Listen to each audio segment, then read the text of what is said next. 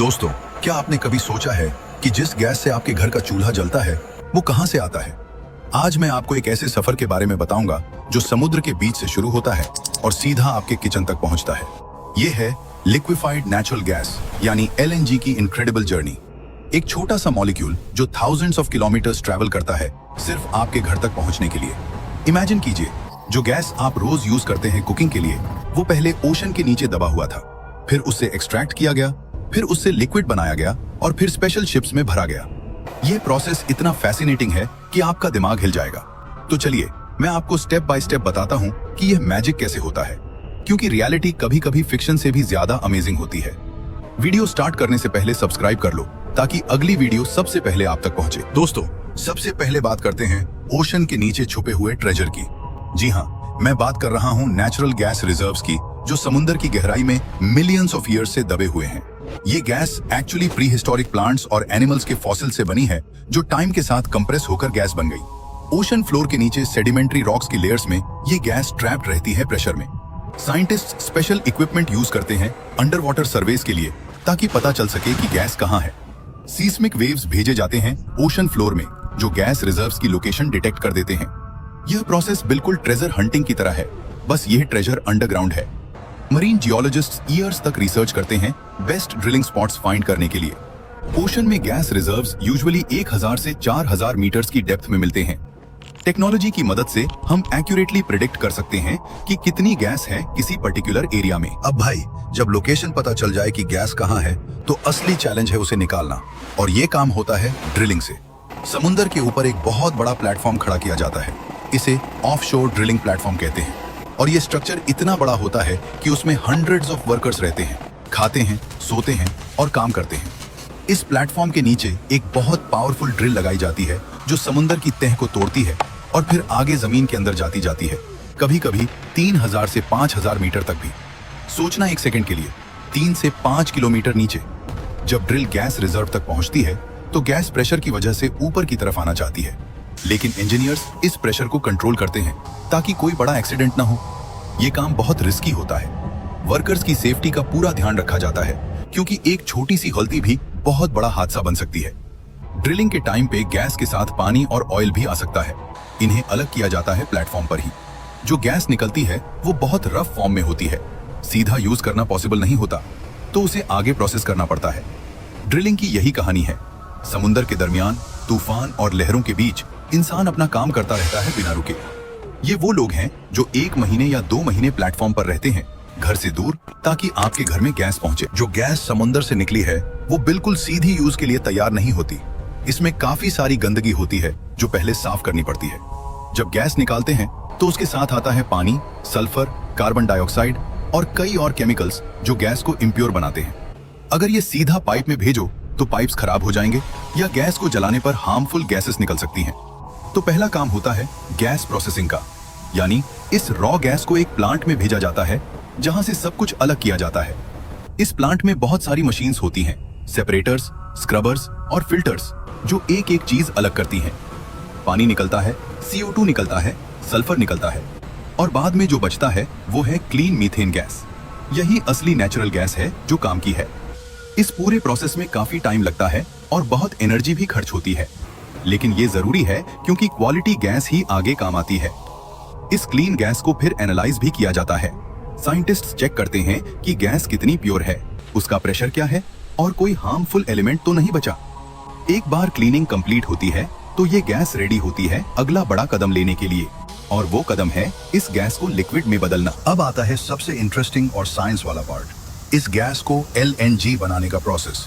और LNG का मतलब है लिक्विफाइड नेचुरल गैस। भाई सोचो, एक नॉर्मल गैस जो हवा में फैली होती है, अगर उसे बहुत ज्यादा ठंडा करो, मतलब -162 डिग्री सेल्सियस तक, तो वो गैस लिक्विड बन जाती है। ये एक बहुत बड़ा साइंस का करिश्मा है। एक गैस जो बहुत जगह घेरती है, लिक्विड बनाते ही उसकी साइज 600 टाइम्स छोटी हो जाती है। मतलब जो गैस एक बड़ा फुटबॉल ग्राउंड भर सकती थी, वो अब एक छोटी सी टंकी में आ जाती है। यही रीजन है कि LNG बनाते हैं, ताकि ज्यादा क्वांटिटी को एक जगह से दूसरी जगह ले जाना आसान हो जाए।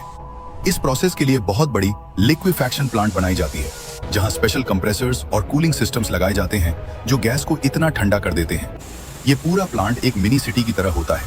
हजारों लोग काम करते हैं वहाँ। जब गैस लिक्विड बन जाती है तो उसका रंग हल्का सा ट्रांसपेरेंट होता है और ये बहुत ही ठंडा होता है। इतना ठंडा कि अगर इसे हाथ लगाओ तो हाथ जल जाएगा। एक्चुअली ये इतना एक्सट्रीम टेम्परेचर है कि मेटल भी कुछ सेकंड्स में डैमेज हो सकती है।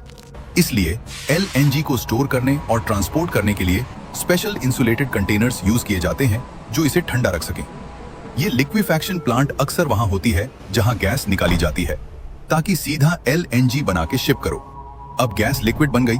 अब इसकी जर्नी का सबसे एडवेंचरस हिस्सा शुरू होता है। गैस लिक्विड बन चुकी है और अब इसे एक देश से दूसरे देश तक ले जाना है और इसके लिए यूज होती हैं LNG कैरियर शिप्स। ये सिर्फ और सिर्फ LNG ढोने के लिए स्पेशली डिजाइन की गई जायंट शिप्स होती हैं। सबसे पहले होता है लोडिंग का काम।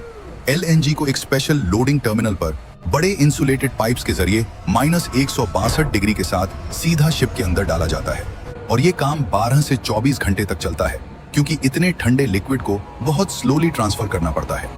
जब शिप पूरी लोड हो जाती है तो क्रू हर चीज चेक करता है।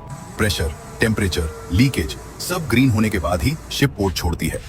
समुद्र में भी काम बंद नहीं होता। क्रू 24 घंटे कंट्रोल रूम से हर टैंक को मॉनिटर करता रहता है पूरे सफर में। कतर से इंडिया तक का ये सफर लगभग 7 से 10 दिन का होता है और जब शिप अपनी मंजिल के पोर्ट पर पहुंचती है तब जाकर ये LNG का समुद्र वाला हिस्सा खत्म होता है और अगला सफर शुरू होता है। ये शिप्स इतनी महंगी होती हैं, एक शिप की कीमत $200 मिलियन से ज्यादा होती है। लेकिन यही एक रास्ता है समुद्र के उस पार से गैस को इस पार लाने का और ये शिप्स ये काम बहुत कमाल से करती हैं। और अब शिप अपनी मंजिल पर पहुंच गई। मतलब जो भी देश गैस इंपोर्ट कर रहा है वहां का पोर्ट आ गया और अब शुरू होती है इस सफर की लास्ट इनिंग्स। जब शिप पोर्ट पर आती है तो LNG को अनलोड करके बड़े बड़े ऑनशोर टैंक्स में रखा जाता है। ये टैंक्स इतने बड़े होते हैं कि एक टैंक में एक छोटे शहर की गैस की जरूरत पूरी हो सकती है। अब इस LNG को वापस गैस में बदलना पड़ता है। इस प्रोसेस को कहते हैं रीगैसिफिकेशन, मतलब लिक्विड से वापस गैस बनाना। इस प्रोसेस में LNG को धीरे धीरे गर्म किया जाता है -162 से उठाकर नॉर्मल टेम्परेचर तक, और जैसे ही ये गर्म होती है ये लिक्विड से गैस बन जाती है।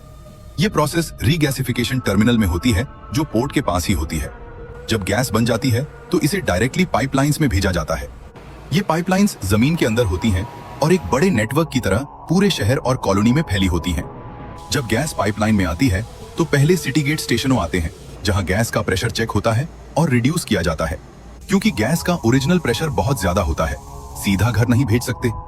फिर डिस्ट्रीब्यूशन पाइपलाइन से गैस लोकल एरियाज में जाती है और वहां से CNG स्टेशनों और घर और फैक्ट्रीज सब जगह पहुंचती है। और जब तुम अपने घर का चूल्हा जलाते हो, गैस की जो ब्लू फ्लेम निकलती है वो ही है उस समुद्र की गहराई की गैस जो इतना लंबा सफर करके आपके पास आई है। ये कोई छोटी बात नहीं है। इस एक काम के लिए हजारों engineers, scientist, workers, ship crew और पाइपलाइन वर्कर्स दिन रात काम करते हैं। कुछ तो महीनों तक घर नहीं जाते, सिर्फ इसलिए कि देश में गैस सप्लाई होती रहे। और हम कभी कभी चूल्हा बंद करना भूल जाते हैं, अननेसेसरीली गैस वेस्ट करते हैं। ये सोचते ही नहीं कि इस गैस की कीमत क्या है, कितना एफर्ट है, कितनी मेहनत है।